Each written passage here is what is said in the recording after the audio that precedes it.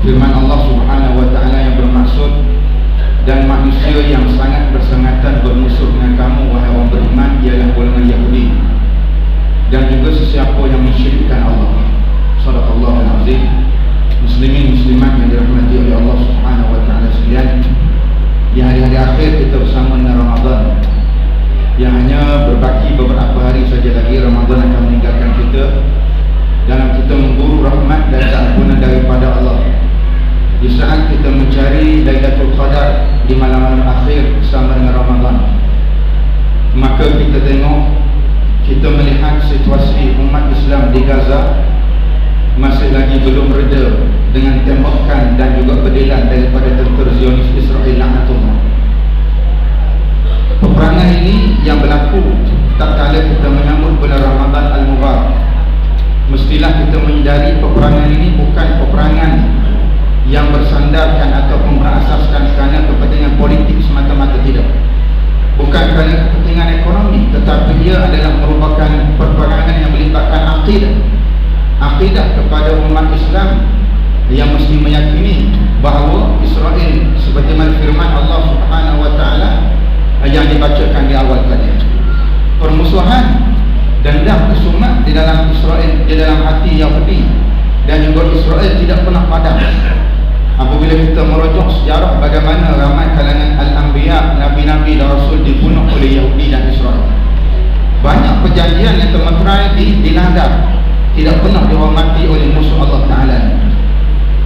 Kita menyaksikan peperangan pada hari ini muslimin muslimat hanyalah satu siri mata rantai daripada peperangan yang tidak pernah berakhir semenjak daripada sebelum tercetusnya intifadah pada tahun 1948, iaitulah pada 15 Mei 1948 bermula di intifadah atau dinamakan Hari Nakbah bagi umat Islam di Palestin.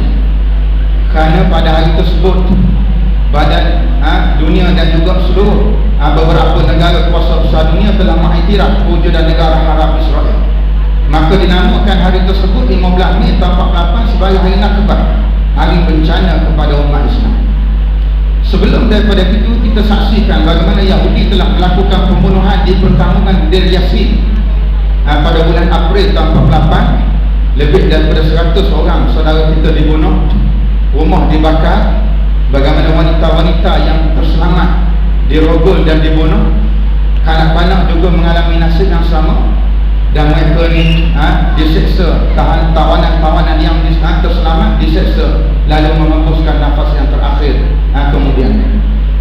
Kemudian hinggalah kita saksikan bagaimana pembunuhan yang paling kejam yang dibuat oleh tentera Zionis Israel pada September tahun 82 di perkemahan Sabra dan Shatila. Lebih 3,000 saudara kita daripada pelarian saudara kita di Palestin dibunuh di perkemahan Sabra dan Shatila, yang mana operasi ini diketuai oleh Ariel Sharon laknatullah yang telah pun mati, meninggal dunia. Dan kita saksikan kemudian pembunuhan demi pembunuhan tak berkesudahan. Dan hari ini apa yang berlaku dalam bulan Ramadan tahun 1435 adalah salah satu mata rantai daripada siri operasi untuk menghapuskan umat Islam khususnya di Palestin dan dikhususkan lagi di semenanjung Gaza. Kerana itu tuan-tuan saksikan beberapa hari yang lalu pembunuhan besar-besaran di sebuah kampung namanya Hayy Shuja'iyah. Bagaimana tentera Yahudi, tentera Israel telah masuk ke kampung Hayy Shuja'iyah ini, telah membunuh lebih daripada 100 orang penduduk kampung dengan mayat bergelimpangan di tengah-tengah jalan raya, dan juga mangsa yang cedera dibawa ke hospital dalam keadaan mereka berpuasa di siang hari dalam bulan Ramadan. Ini sampai pada saat ini siang hari di sana adalah waktu siang, dalam masa lagi belum berbuka saudara kita di Gaza, mereka terus dibedil dan dibunuh. Muslimin dan muslimat yang dirahmati oleh Allah Subhanahu wa taala, taktik pembunuhan besar-besaran yang dilakukan oleh tentera Zionis Israel ini sebenarnya ditiru oleh sebahagian pemimpin negara Arab untuk mengekang kebangkitan Islam di negara-negara mereka. Sebagai contoh, kita ambil di Syria, bagaimana di saat pemerintahan rejim Hafiz al-Assad ayah kepada Bashar pada hari ini melakukan pelbagai pembunuhan. Antaranya kita tengok pembunuhan Tel Za'atar pembunuhan penjara Tudmar, bagaimana lebih 1000 ahli Ikhwan Muslimin yang ditangkap, lalu disumbat, diletakkan di dalam sel penjara dengan satu arahan untuk dibunuh mereka ini dalam tempoh tidak sampai 1 minit. Tembakan mesin gun dilepaskan kepada 1000 orang ini dalam penjara yang menyebabkan mereka dibunuh dalam tempoh yang begitu singkat.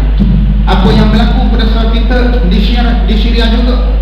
Tadi saya sebut pembunuhan Haji Syabra Syakila, ada Syahrul punya kerja tahun 82, iaitulah lebih awal daripada pembunuhan Syabra Syakila pada bulan Februari tahun 82. Kekejaman rejim Hafiz Al-Assad membunuh saudara kita, iaitulah di wilayah Homs, sebuah negeri di dalam negara Syria. Bagaimana penduduk negeri Homs, seorang yang beriman kepada Allah, para pemuda yang minat kepada aktiviti dakwah, bagaimana masjid-masjid di wilayah Homs diimarahkan.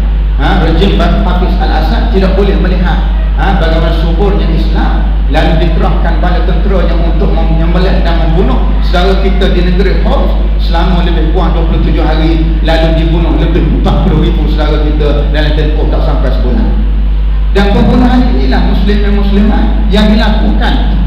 Kita tak heran, kita tak pelik kalau Israel Yahudi yang buat. Dia tembak saudara kita semayang subuh di Masjid Ibrahim Al-Khalil, kita ingat tahun 1994. Tengah semayang ditembak lebih 100 orang juga syahid, darah kubang dalam Masjid Ibrahim Al-Khalil. Ini kerja Yahudi, tetapi ditiru oleh pemimpin yang menjadi proksi kepada Yahudi di negara Arab, negara umat Islam, termasuk Mesir. Yang kita tengok muslimin dan muslimat, bagaimana pembunuhan yang dibuat kepada saudara-saudara kita yang sedang solat. Yahudi bunuh saudara kita yang sedang solat di Masjid Ibrahim Al-Khalil, maka tak lebih kurang sama juga tentera Mesir yang berkiblatkan kepada Yahudi, mereka boleh bunuh saudara kita lebih kurang setahun yang lalu. Kita masih ingat 3 hari bulan Julai 2013, Abdul Fattah Al-Sisi buat rampasan kuasa, lalu bermula pembunuhan yang begitu kejam kepada saudara kita, khususnya penyokong-penyokong Dr. Muhammad Mursi. Dia bunuh pembunuhan semayang subuh 8 Julai 2013. Ditembak saudara kita yang sedang baca kunut rakaat kedua, dia pedih 120 orang syahid. Ketika solat tarawih di Masjid Al-Fawd Ramsis, dia lepaskan gas kepada mata, ditembak dengan peluru hidup, 50 orang syahid ketika solat tarawih. Kemudian 27 Julai 2013, orang tengah qiyamul lail jam 3 pagi, dia pedih, ditembak orang tengah semayang qiyamul lail, 200 orang syahid. Ini cerita, bukan cerita Yahudi yang buat. Abdul Fattah Al-Sisi orang Islam, Bashar Al-Assad orang Islam, Hafiz Al-Assad orang Islam. Kenapa mereka ni semua muslimin dan muslimat? Jelas pada hari ini bagaimana pada waktu ini Yahudi cuba untuk memelihara pemimpin-pemimpin seperti ini demi untuk menjaga kepentingan mereka di Israel. Muslimin dan muslimat yang dirahmati oleh Allah Subhanahu Wa Taala, sedih kita apabila Yahudi Israel tembak bunuh saudara kita. Tetapi lebih sedih yang beri sokongan, yang membantu Yahudi Israel bukan orang lain, iaitulah negara Mesir sendiri. Inilah yang saya sebut tuan-tuan sekalian di beberapa tempat, kenapa mereka mahukan Dr. Muhammad Mursi digulingkan. Saya penuh yakin kalau hari ini Presiden Mesir bernama Muhammad Mursi, Israel akan kalah dalam perang di Gaza pada hari ini. Tetapi dengan bantuan, kerjasama erat, dengan arahan, dengan sokongan, dengan persetujuan daripada Mesir, maka pada hari ini hanya dengan sekadar tutup pintu sepanjang Rafah, tutup pintu sepanjang Rafah, muslimin dan muslimat, pintu sempadan antara Gaza dan Mesir, tutup saja pintu sepanjang Rafah. Tak benarkan saudara kita yang cedera dibawa keluar, dirawat di luar. Ubat-ubatan, makan-makanan, bantuan misi kemanusiaan tidak boleh masuk melalui pintu sepanjang Rafah ini. Sudah cukup bagi Israel, Mesir memberikan sokongan dengan cara begitu. Maka kerana itu muslimin dan muslimat yang dirahmati oleh Allah Subhanahu Wa Taala, kembali ke Mesir menutup pintu sempadan. Ada orang tidak nampak kenapa sokongan, kenapa Mesir mengarahkan pintu sempadan Rafah ini memberikan kesan yang dahsyat kepada saudara kita di Gaza. Saya buat perumpamaan mudah, muslimin muslimat. Orang masuk rompok rumah kita melalui pintu, masuk jendela, kita kata boleh lari, boleh menyelamatkan diri melalui pintu dapur. Tetapi jiran belakang rumah, tuan-tuan sekalian, tolong tutup pintu, tolong kunci paku pintu, yang menyebabkan kita tak dapat lari menyelamatkan diri. Maka tuan rumah mati dibunuh oleh perampok di dalam rumah rumahnya akan apa dikepung dari dalam, dari luar dan juga dari belakang dan depan. Maka inilah yang saya boleh sebut pada hari ini bagaimana Mesir, muslim dan muslimat yang boleh khususkan lagi itulah kerajaan haram yang memerintah pada hari ini. Tuan-tuan tengok 2-3 hari bila dunia tekan, negara-negara umat Islam tekan kepada Mesir minta supaya buka pintu sepadan, maka dihantarlah bantuan makanan kepada saudara kita atas nama tentera Mesir. Maka dihantar bantuan kepada saudara kita di Gaza. Tuan-tuan sekalian, selalu kita buka kotak yang tentera bendera Mesir, di kotak mereka ni buka tengok makanan expired date yang sepatutnya anjing dan kucing makan, tak layak orang makan, dan juga makanan tak dipenuh dengan serangga, semut dan sebagainya. Ini yang kita tengok bahawa tiba-tiba bila ditutup pintu sepadan Rafah bagi makanan yang tak sepatutnya orang makan pada saat kita di Gaza, kemudian memusnahkan terowong-terowong saudara kita di Gaza yang cuba untuk bawa masuk bekalan makanan bawah dan sebagainya, dimusnahkan terowong ini. Sehari dua ni menawarkan plan damai untuk mendamaikan Israel dengan Israel dan Hamas. Adakah tuan-tuan yakin Hamas akan terima tawaran plan damai yang ditawarkan oleh Mesir? Jauh sekali tuan-tuan sekalian. Kalau Hamas terima plan damai ini, tuan-tuan sekalian, bermaksud mereka terima tawaran daripada Israel. Kerana itu kita tengok syarat yang diletakkan tak masuk akal. Mesir tawarkan kalau sekiranya terima plan damai ini, kami akan pertama buka pintu sepadan Rafah tadi. Yang kedua, kami akan mudahkan urusan siapa nak masuk aman Palestin, Yayasan Aman, Muslim Camp, siapa yang hantar bantuan boleh masuk, kami akan mudahkan. Ini janji dia yang kedua. Yang ketiga, Mesir kata kami akan jadikan Mesir ini Kairah sebagai tuan rumah kepada perundingan antara Israel dan juga Hamas. Dengan syarat, dia letak syarat yang pertama, Hamas kena letak senjata dulu. Tuan-tuan boleh fikir, bila Hamas letak senjata dulu, maka Israel tak berhenti serang. Ataupun kalau sekalipun Hamas letak senjata tak berperang, maka Yahudi telah banyak langgar perjanjian. Maka Israel akan terus tembak dengan alasan kata bahawa ada lagi peluru-peluru yang dilepaskan. Maka bila Israel letak senjata, Israel terus serang. Maka ini plan damai yang merugikan Hamas dan lebih banyak saudara kita di Gaza kata korban. Siapa punya idea tuan-tuan? Abdul Fattah As-Sisi, pengkhianat, pembunuh daripada Mesir. Ini yang kita tengok permainan. Sebab itu muslimin dan muslimat pada hari ini kita tak percaya lagi pada dunia, tak percaya lagi pada PBB, tak percaya lagi pada NATO, tak percaya lagi pada Amerika, kerana mereka ni hanyalah sandiwara. Iran, Hezbollah pun sama lah tuan-tuan. Ada orang forward mesej, Hasan Nasrullah suruh baca surah An-Nas ni punya mesej, bila punya tuan-tuan sekalian? Tak ada. Sebab itu tersebar sekarang ni fitnah, berita yang tak ada sumber maklumat. Iaitulah pada hari ini persenjataan Hamas dibantu oleh Iran dan Hezbollah. Mana punya sumber tuan-tuan sekalian? Wallahu a'lam.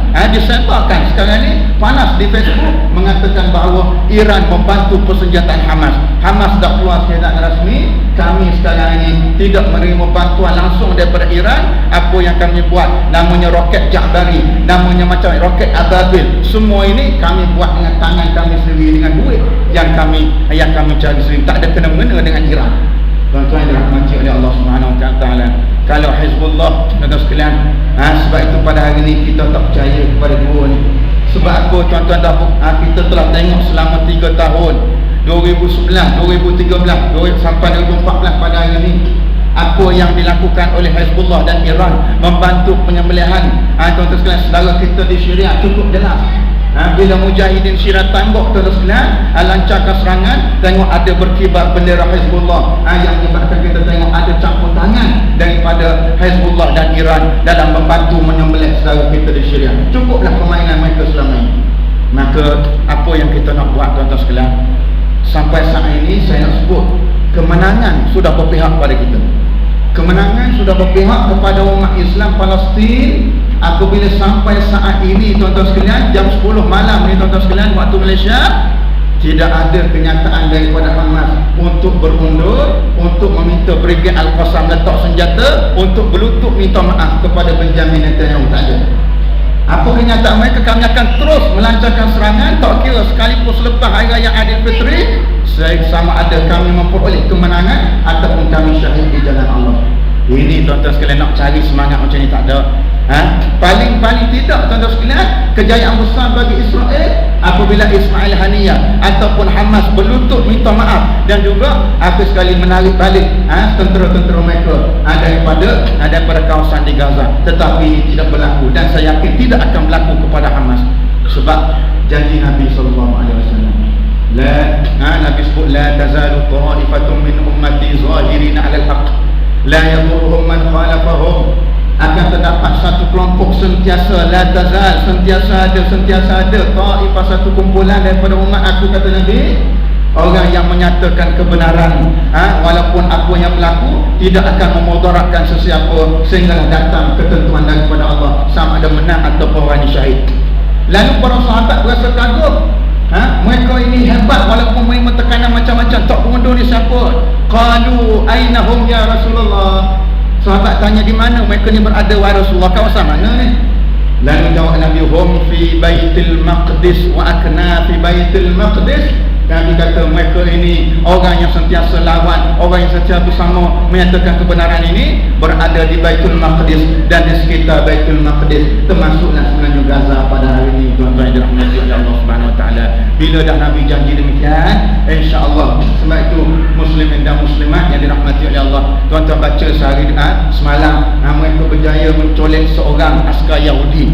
Tuan-tuan sekalian, walaupun kita kata hanyalah seorang askar Yahudi, tetapi seorang warga Israel amat berharga bagi Benjamin Netanyahu. InsyaAllah kita telah tengok pada tahun 2011 ataupun 2010, tak silap saya, bila Hamas menculik seorang tentera Israel bernama Gilad Shalit. Maka dengan seorang tentera ini, Hamas membuat tebusan supaya syarat Israel nak dapatkan balik tentera dia ini, kena membebaskan 800 tahanan kami daripada pejuang-pejuang Palestin yang berada dalam penjara Israel pada waktu itu. Alhamdulillah, kerana nak selamatkan seorang daripada warga dia, maka Yahudi izinkan, ambillah 800 warga kamu dengan syarat seorang ni balik ke pangkuan kami dengan selamat. Maka ini kita yakin tuan-tuan sekalian, perang baru saja bermula, iaitu 300 orang, 500 orang saudara kita, tuan sekalian, mereka telah bersedia. Pemergian saya ke Gaza tuan sekalian pada tahun lepas 2013, alhamdulillah pada masa itu pemerintahan Dr. Muhammad Morsi tak banyak soal boleh kita masuk bawa bantuan, bawa alat duit banyak mana pun tuan sekalian, maka tidak ada halangan besar daripada pihak berkuasa Mesir pada waktu itu, kerana arahan daripada Muhammad Morsi memudahkan untuk bantu saudara kita di Gaza. Kita pergi tuan sekalian, Masya Allah, dengan sambutan masyarakat yang begitu hebat, dengan semangat juang yang ada pada mereka, maka kita yakin sampai hari ini. Sebab itu mereka tuan sekalian, kita jangan pandang remeh kekuatan yang ada pada persenjataan yang ada pada Hamas. Mereka tuan sekalian, roket mereka ni boleh lancarkan serangan sehingga boleh pergi 160 km. Sebab tuan sekalian, antara mereka bila sebelum melancarkan roket, mereka akan baca ayat Allah, wa ma ramaita iz ramaita walakinnallaha rama. Bukan kamu yang memanah, maka setiap kali kamu memanah, tapi Allah Ta'ala lah yang memanah. Dan kita tengok lagi tuan sekalian, betul apa yang disebutkan yang tersebar, syarat untuk seseorang itu berada dalam tentera Hamas, mesti syarat yang pertama tuan-tuan sekalian, iaitulah mereka tidak meninggalkan solat subuh berjamaah 6 bulan. Ini kekuatan hubungan dengan Allah hebat. Sebab itu tentera Yahudi berperang nak menang. Kumpulan Islam, pejuang Islam Palestin tuan-tuan, mereka berjuang nak syahid. Maka kerana itu kita berdoa kepada Allah Subhanahu Wa Taala, insya-Allah mudah-mudahan ada pengajaran kepada Yahudi yang sekarang ni, walaupun baru ni ada kenyataan, ada orang kata, saya nak jawab sikit, ada orang kata tuan sekalian, hari ni ustaz, mereka pun tak bersatu, Palestin sendiri pun pecah, Hamas cara Hamas, Fatah cara Fatah. Tuan-tuan yang dirahmati oleh Allah SWT, faktor utama serangan Israel pada tahun ini kerana 2-3 bulan sebelum daripada Ramadan sudah tercapai kata sepakat antara Fatah dan Hamas untuk mereka wujudkan kerajaan perpaduan di Palestin. Ini kita ingat, bila umat Islam nak berdamai, dua-dua ni tuan-tuan sekalian, Hamas dan Fatah nak berhentikan pertelagahan, cukuplah, dah lama kita bertelingkah. Sekarang ni mari kita berdepan hanya satu musuh, iaitu Israel. Maka bila nak bersatu inilah tuan-tuan sekalian, Yahudi Israel tidak akan benarkan sama sekali. Maka mereka lancarkan serangan di dalam bulan Ramadan. Kebetulan pula tuan-tuan sekalian, di saat-saat sebelum beberapa detik sebelum menjelangnya perlawanan akhir Piala Dunia baru ni tuan-tuan. antara Jerman dan Argentina. Saya sebelum tu semangat tengok tuan-tuan sebelah. Walaupun pasukan saya Sepanyol balik awal, tapi tak apalah, kita semangat. Tapi bila berlaku serangan ni, baru kita nampak liciknya permainan musuh untuk nak mengelabui mata umat Islam. Bila dia serang saudara kita Palestin, di saat dunia tuan-tuan sekalian sibuk dengan bola, maka payah kita mengambil masa yang lama untuk memberikan kesedaran. Terpaksa tunjuk gambar saudara kita di Gaza yang putus, yang bercerai kepala dengan tangan. Ni saudara kita di Gaza dibunuh sekarang ni, baru mereka sedar rupanya inilah permainan musuh Islam. Muslimin dan muslimat yang dirahmati oleh Allah Subhanahu Wa Taala. Maka kali itu di saat kita nak sambung hari raya, kita baca laungan takbir tuan-tuan, wa hazamal ahzab wahdah. Allah Taala lah yang menghancurkan pakatan ahzab. Dalam banyak peperangan tuan-tuan sekalian, Nabi baca yang ni, wa hazamal ahzab wahdah. Nabi baca perang Ahzab. Kan dalam Islam ni ada perang Badar, dalam Islam ada perang Hunain, ada perang Islam perang Uhud, ada perang, banyak peperangan. Kenapa Nabi sebut perang Ahzab? Tak boleh ke tahun ni kita referensi buat pembaharuan sikit, Masjid Sungai Ramal luar baca wa hazama Uhud wahdah. Nampak kelainan sikit? Boleh. Tuan-tuan sekalian, bukan soal peperangan, tetapi Nabi nak bagi tahu Ahzab yang berlaku pada zaman Nabi dahulu sampai kiamat, bahawa musuh Islam akan membentuk pakatan Ahzab moden ini bila mereka berdepan dengan tentera Islam. Walaupun Rusia kita nampak ada sikit krisis dengan Amerika, tetapi itu hanyalah bila mereka tak berdepan dengan umat Islam. Bila mereka berdepan dengan umat Islam, tak kira namanya siapa, al-Yahud walladzina asyraku, mereka yang mensyirikkan Allah Subhanahu Wa Taala, maka mereka ni akan bersama menentang. Walaupun sekalipun mereka akan diam. Tuan-tuan tengok pada hari ini, mana suara Iran saya sebut tadi, mana suara Saudi. Saudi dah bagi kenyataan awal-awal lagi, iaitu kami Saudi, kami tidak mau campur tangan apa yang berlaku hari ini di Gaza. Ikutlah mana-mana Israel nak bunuh-bunuh lah, kami tak campur tangan. Tuan sekalian, adakah ini yang kita harapkan kepada mereka ni? Maka muslimin dan muslimat, kita bimbang kita tak dapat jawab depan Allah Ta'ala nanti. Sebab soalan kubur dah bocor, ya dah. Soalan kubur dah bocor, ma rabbuka man nabiyuka ma taqatuka, yang terakhir man ikhwanuka, siapa saudara-saudara kamu, nanti bukan kita tanya dalam kubur. Maka inilah yang kita nak ambil. Paling tidak kita nak buat sesuatu yang tuan-tuan saya yakin muslimin dan muslimat telah membuat. Antaranya kita berdoa, ini tidak ada cara lain, kita berdoa kepada Allah. Kita nak ke sana mungkin belum sampai masa lagi. Tuan-tuan sekalian, yang mampu kita buat antaranya itulah jihad dari sudut mali. Sebab itu pandangan Dr. Abdullah Nasir Luan, dia menyebut kategori jihad ni banyak. Jangan kita nampak mujahidin hanya yang ke sana. Antara lagi al-jihad al-mali, jihad dari sudut harta, ini adalah golongan mujahidin juga. Kita korbankan sikit harta kita, sumbang. Saya nampak ada tabung Palestin di belakang. InsyaAllah tuan-tuan boleh masukkan, keluarkan duit, niat bismillahirrahmanirrahim, mudah-mudahan mati Israel insyaAllah dengan duit yang aku sumbangkan, insyaAllah sampai pahala kita di akhirat. Sebab Nabi SAW telah bersabda, man lam yahtamma bi amril muslimin falaysa minhum, sesiapa yang tak ambil peduli, tak ambil berat kepada apa yang berlaku saudara kita se-Islam, maka falaysa minhum, orang ni bukan kalangan mereka, yang ni Nabi tak mengaku umat dengan orang gini. Maka kita ambil, kita beri sumbangan. Apalagi tuan-tuan sekalian, kalau kita kata bagi duit, dan juga ada orang, tuan-tuan sekalian, ada pihak melancarkan kempen boykot. Ini kita jangan pandang sepi, jangan pandang remeh. Sebab walaupun kita kata ustaz 2-30 sen, kita orang Kajang yang boykot, orang lain tak boykot, tak jadi juga. Ada pandangan kata begitu. Kita orang Kajang saja yang boykot, orang Kota Baru, orang Alustad, orang Perlis, orang lain tidak boykot. Maka sampai juga duit pada mereka. Bukan persoalan kita kata berjaya ataupun tidak boykot. Persoalannya nanti di akhirat, Allah Ta'ala tak tanya kita berjaya ataupun tidak boykot. Tuhan tak tanya. Tuhan tanya, adakah kamu buat sesuatu kepada saudara kita? Tuan sekalian, yang paling jelas kita tengok produk Yahudi ni banyak sangat. Kalau kita nak boykot, kata orang kata kita tak nak kereta lah ustaz, kereta tu pun daripada Amerika. Ya betul, tapi kita dalam kaedah fiqh kita kata, tak buat semua, jangan tinggal semua. Tak boleh buat semua, jangan kita tinggal. Tak buat semua, buat antara yang boleh kita buat, rokok. Ini jelas. Ini tuan sekalian, tak kira nama Balboro ke apa. Ni ada sumbangan di sikit 2-3 sen masuk ke sana, kita sedar. Apa lagi tuan-tuan? McDonald ni ni kita kata benda yang sekadar tahsiniyat, tak makan dia pun tak meninggal dunia, tak menyebabkan sakit dan sebagainya. Banyak lagi tuan-tuan, nasi dagang, nasi lemak yang tempat lain kita boleh makanlah. Sebab kita bimbang 2-3 sen yang masuk ini sampai di syarikat hidup, maka dibeli senjata, maka bunuh saudara kita balik, maka kita tidak dapat jawab hadapan Allah nanti. Maka ini yang kita bimbang, kita tenung dan kita fikirkan muhasabah bersama. InsyaAllah yakin tuan-tuan sekalian, ala inna nasrallahi qarib, pertolongan Allah terlalu hampir. Yang penting apa yang kita tengok kenyataan ramalan jangkaan daripada Syekh Ahmad Yasin rahimahullah, bahawa suatu hayat dia pernah menjangka bahawa Israel ini akan lenyap dari dunia ini pada tahun 2027. Ini jangkaan dia. Kita nak kala sekali panjang umur 2027, kita tengoklah. Bukan hadis, bukan kata-kata daripada sahabat, bukan, ini jangkaan daripada pejuang Allah bernama Syekh Ahmad Yasin. Cuma nak mematikan Israel 2027 bukan bermula 2027, tetapi sekarang kita beri sikit sumbangan pada kita, juga doakan supaya Allah Ta'ala hancurkan orang zalim seperti di Mesir. Tuan-tuan sekalian, seperti mana yang kita tengok pada hari ini, cukup taif saudara kita akibat bantuan daripada kerajaan haram Mesir yang ada pada hari ini. Wallahu alam. Saya mohon maaf kalau kekurangan. Saya tidak berhasrat atau saya mungkin ramai pentazkirah yang telah cerita berkaitan dengan Lailatul Qadar, tentang akhir-akhir Ramadan. Tuan-tuan boleh manfaatkan daripada mereka.